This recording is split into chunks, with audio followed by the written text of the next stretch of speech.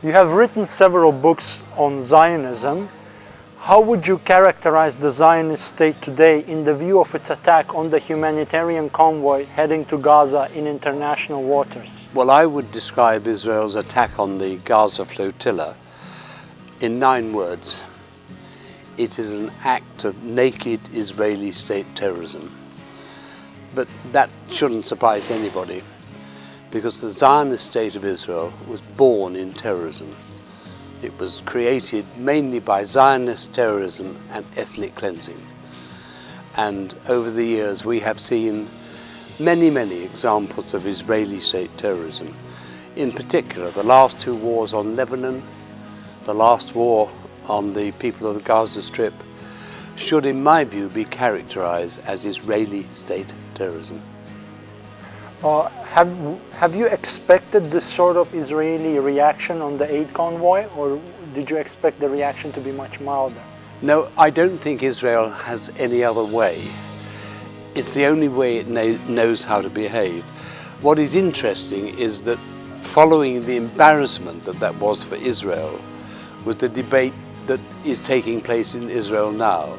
They're saying we ought to have been more clever. We ought to have blown the ships up in Cyprus or sabotaged the ships in Cyprus so they didn't even set out on the journey. But it's not surprising. Zionism doesn't know when to stop. I would now describe Israel not simply as a Zionist state that resorts to acts of state terrorism. I would now describe it as a monster probably beyond control.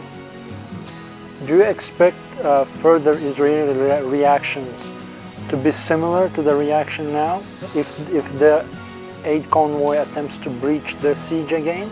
I think by Israel's own logic, they almost don't have any other choice, because if they were to let ships in to break the siege, it would make a nonsense of all the claims about why they have imposed the siege. So I don't see how they can do that. But what I think is coming in the future, it wouldn't surprise me if before this year is out, they launch another attack on Hezbollah in the Lebanon. I think that's a possibility. I think also a possibility is they might try to go for what we might call a final solution of the Gaza problem and attack there. But more importantly, I think the road we are on now leads to the final ethnic cleansing of the Palestinians. It doesn't solve the Palestine problem, but the Zionists might calculate it wins them time, because for them it's all about numbers. What Zionism wants today is what it's always wanted and will always want: the maximum amount of land with the minimum number of Arabs on it. The demography is the time bomb. If Israel stays in occupation of the land it now holds, within 15 to 20 years, the Arabs will outnumber the Jews. So that would give Israel 3 choices. One is to say, okay, let us prove that we're a democratic state, everybody can vote. That's not an option for Zionism, because the Zionist state would be voted out of existence. Option 2 is to go for a full apartheid solution.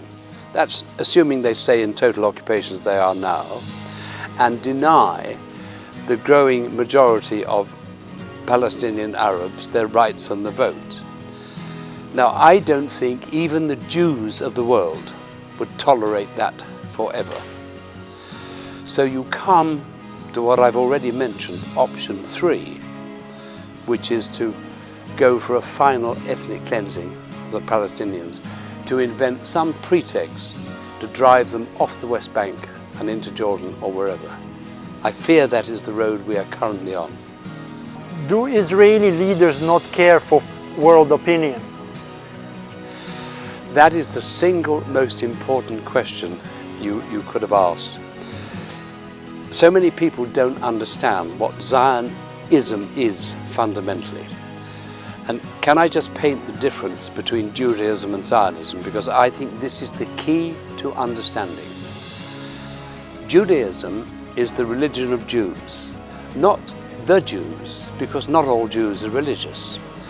But like Islam and like Christianity, Judaism has at its core a set of moral values and ethical principles.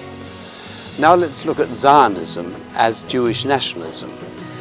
It is a sectarian colonial ideology which created in the Arab heartland a state for some Jews, as I said previously, mainly by terrorism and ethnic cleansing. And by doing so, it made a complete mockery of Judaism's moral values and ethical principles. And it's been making a mockery of them ever since the State of Israel came into being. Now, why is it important to know the difference between Judaism and Zionism? Two things. When you know the difference, you can understand why it is perfectly possible to be passionately anti-Zionist. That means anti-Zionism's colonial enterprise, without being in any way, shape or form anti-Semitic, anti-Jew. But secondly, you can then understand why it is wrong to blame all Jews everywhere for the crimes of the hardcore Zionist few. Now, to answer the question you asked directly, even with that brief background of the difference between them, even most Jews today, I think, don't understand what Zionism is at its core. It is a Jewish way of looking at the world, and the view is this: the world has always been anti-Semitic, has always hated Jews, always will hate Jews, so one day there will be another great turning against the Jews, Holocaust too, in shorthand terms. So we must do whatever is necessary to keep this land and create it as an insurance policy, a refuge of last resort for Jews from everywhere. And if you have that mindset, you don't give a damn about what the world thinks. And in fact, historically in Israel, there was always a division between two of the founding fathers. Ben-Gurion, the founding father and first prime minister, his view was, simply stated, what I've just summarized, and his view was what the Gentile world thinks doesn't matter. But Israel's first foreign minister, a man called Moshe Sharet, who became, he was foreign minister and briefly prime minister, he was totally opposed to Ben-Gurion, and he said, we need Israel to be a normal nation, to live in accordance with international law. In other words, he was saying what the Gentiles think does matter. And it was because Sharet had that view and wanted to make peace with the Arabs that Ben-Gurion destroyed him.